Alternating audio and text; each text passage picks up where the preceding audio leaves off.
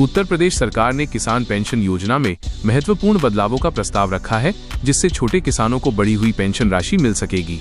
यह कदम ग्रामीण परिवारों की आर्थिक स्थिति सुधारने का प्रयास है और किसानों की सामाजिक सुरक्षा को मजबूत करेगा। संबंधित विभाग ने प्रस्ताव को वित्त मंत्रालय को भेजा है और जल्द ही इसे लागू करने की उम्मीद है। राज्य में वृद्धावस्था, विधवा और दिव्यांग पेंशन योजनाओं के तहत लंबित आवेदनों के निस्तारण में तेजी लाई जा रही है। सरकारी अधिकारियों ने पात्र लाभार्थियों को लाभ समय पर देने हेतु ऑनलाइन वेरिफिकेशन प्रक्रिया को तेज करने के निर्देश दिए हैं, ताकि कोई भी लाभार्थी अपने अधिकारों से वंचित न हो। प्रधानमंत्री ने हाल ही में उत्तर प्रदेश की विभिन्न विकास परियोजनाओं की प्रगति की समीक्षा की। प्रमुख परियोजनाओं जैसे एक्सप्रेसवे, रेलवे विस्तार और स्मार्ट सिटी योजनाओं पर अधिकारियों को कार्य शीघ्र पूरा करने के निर्देश दिए गए हैं। यह पहल राज्य में निवेश और रोजगार सृजन को बढ़ावा देने के उद्देश्य से की जा रही है। मुख्यमंत्री योगी आदित्यनाथ ने कानून व्यवस्था को और मजबूत करने के लिए सुरक्षा व्यवस्था में सुधार के निर्देश जारी किए हैं। विशेष रूप से त्योहारों और परीक्षा सीजन के दौरान पुलिस गश्त एवं महिला सुरक्षा को प्राथमिकता दी जाएगी। राज्य के विभिन्न विभागों में सरकारी नौकरियों के लिए भर्तियां जारी हैं, जिनमें शिक्षा, स्वास्थ्य, पुलिस और राजस्व विभाग शामिल हैं। युवाओं को सलाह दी जा रही है कि वे आवेदन तिथि से पहले आवश्यक दस्तावेजों के साथ आवेदन प्रक्रिया पूरी करें।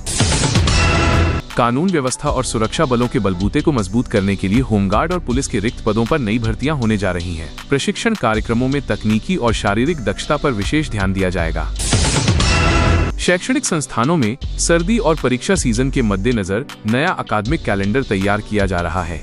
बोर्ड परीक्षाओं की तिथियां जल्द घोषित की जाएंगी, ताकि छात्रों की तैयारी प्रभावी हो सके। आयुष्मान भारत और राज्य स्वास्थ्य योजनाओं के तहत स्वास्थ्य सेवाओं में सुधार के निर्देश दिए गए हैं।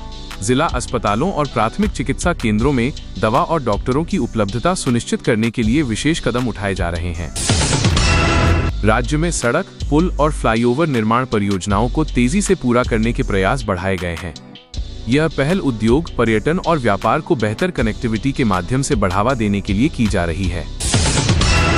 महिला सशक्तिकरण के लिए स्वयं सहायता समूहों को सशक्त बनाया जा रहा है। विभिन्न जिलों में महिलाओं को सिलाई, डेयरी और खाद्य प्रसंस्करण में प्रशिक्षण देकर आर्थिक स्वरोजगार बढ़ाने पर जोर दिया जा रहा है।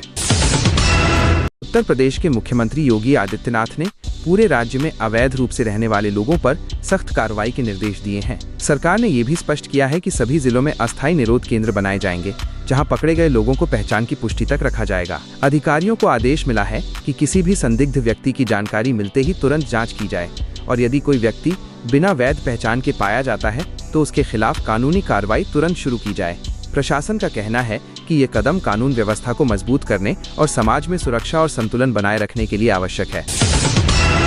राज्य में चल रहे मतदाता सूची के विशेष गहन पुनरीक्षण अभियान को देखते हुए प्रशासन ने निगरानी और कड़ी कर दी है। अधिकारियों को ये निर्देश दिया गया है कि वे हर उस व्यक्ति की जांच करें जिसकी पहचान संदिग्ध लगे, ताकि मतदाता सूची में किसी भी प्रकार की गलत प्रविष्टि न हो। सरकार का कहना है कि अवैध निवास राज्य की शांति और सुरक्षा के लिए खतरा बन सकता है, इसलिए इस प्रक्रिया को अत्यधिक संवेदनशील मानते हुए इसे तेज किया गया है।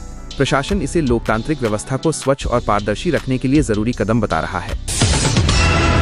लखनऊ में आयोजित खादी महोत्सव में प्रदेश के कई ग्रामीण कारीगर और उद्यमी अपने उत्पादों का प्रदर्शन कर रहे हैं। यह 10 दिवसीय आयोजन परंपरागत कला को बढ़ावा देने, स्थानीय उद्योगों को मजबूत करने और ग्रामीण प्रतिभा को पहचान देने के उद्देश्य से आयोजित किया गया है। यहाँ आने वाले लोग हस्तनिर्मित कपड़े, मिट्टी से बनी वस्तुएं, घरेलू उपयोग की सामग्री और अनेक स्थानीय उत्पादों को एक ही स्थान पर देख और खरीद रहे हैं। आयोजकों का कहना है कि ये कार्यक्रम ग्रामीण अर्थव्यवस्था के लिए बड़ा अवसर है।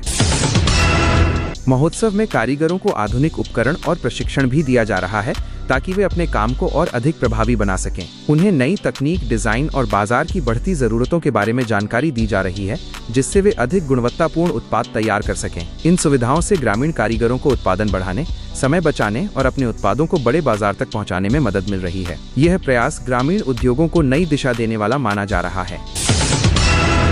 इस आयोजन में पारंपरिक भोजन, मिट्टी की कला, हाथ से बने कपड़े और कई टिकाऊ ग्रामीण उत्पादों को प्रमुखता दी जा रही है।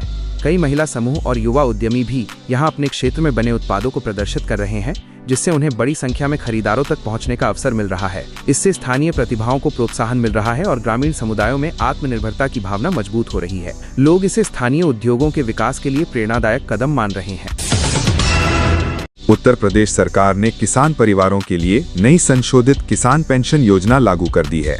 इसमें 60 वर्ष से अधिक उम्र के किसानों को अब पहले से अधिक मासिक सहायता मिलेगी और आवेदन प्रक्रिया को पूरी तरह डिजिटल कर दिया गया है।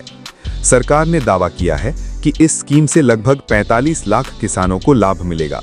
साथ ही जिन किसानों के आवेदन लटके हुए थे, उन्हें दिसंबर की शुरुआत से पेंशन की पहली किस्त जारी करने की तैयारी चल रही है ताकि भुगतान में देरी ना हो।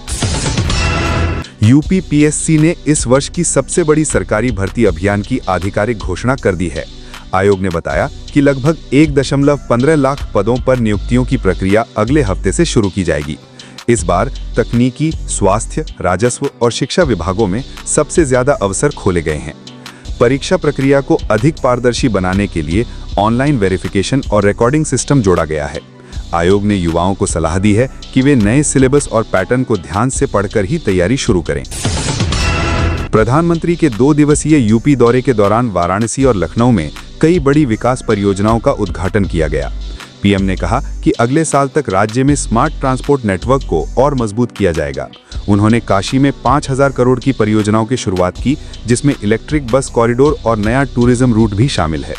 पीएम ने युवाओं को संबोधित करते हुए रोजगार और स्टार्टअप के लिए नए फंड की घोषणा की, जिससे स्थानीय उद्योगों को बड़ा लाभ मिल सकता है। मुख्यमंत्री योगी आदित्यनाथ ने लखनऊ में राज्य भर के जिलाधिकारियों और कमिश्नरों के साथ उच्च स्तरीय बैठक की। बैठक में कानून व्यवस्था, त्योहारों की तैयारियां और महिलाओं की सुरक्षा को लेकर विशेष दिशा निर्देश जारी किए गए। सीएम ने कहा कि नवंबर-दिसंबर के दौरान बढ़ते यातायात दबाव को देखते हुए हर जिले में ट्रैफिक प्लान को अपडेट किया जाए। इसके अलावा ग्रामीण क्षेत्रों में बिजली आपूर्ति 24 घंटे सुनिश्चित करने के लिए ऊर्जा विभाग को नए निरीक्षण दल बनाने के निर्देश दिए गए।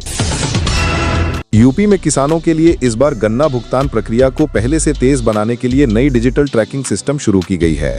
राज्य सरकार ने सभी चीनी मिलों को निर्देश दिए हैं कि भुगतान अधिकतम 14 दिन के भीतर किसानों के बैंक खाते में भेज दिया जाए। गन्ना विभाग ने बताया कि अब किसान अपने मोबाइल नंबर से पेमेंट स्टेटस रियल टाइम में देख सकेंगे। सरकार का दावा है कि इससे गन्ना किसानों को लंबी देरी और बिचौलियों की समस्या से काफी राहत मिलेगी। शिक्षा विभाग ने उच्च माध्यमिक स्कूलों में नई करियर गाइडेंस पॉलिसी लागू करने की घोषणा की है। अब 10वीं और 12वीं के छात्रों के लिए हर महीने करियर अवेयरनेस कक्षाएं आयोजित की जाएंगी। इसमें सरकारी नौकरियों, तकनीकी कोर्स, स्टार्टअप, डिजिटल स्किल और विदेश छात्रवृत्ति के बारे में जानकारी दी जाएगी। शिक्षा मंत्री ने कहा कि ये पहल युवाओं को दिशा देने और प्रतियोगी परीक्षाओं में उनकी सफलता बढ़ाने के लिए बेहद महत्वपूर्ण साबित होगी। तो दोस्तों, ये थी आज की 25 सबसे बड़ी यूपी की खबरें। अगर आपको वीडियो पसंद आया हो तो लाइक करें, शेयर करें और सब्सक्राइब करना ना भूलें। अगली बड़ी अपडेट के साथ फिर मिलेंगे।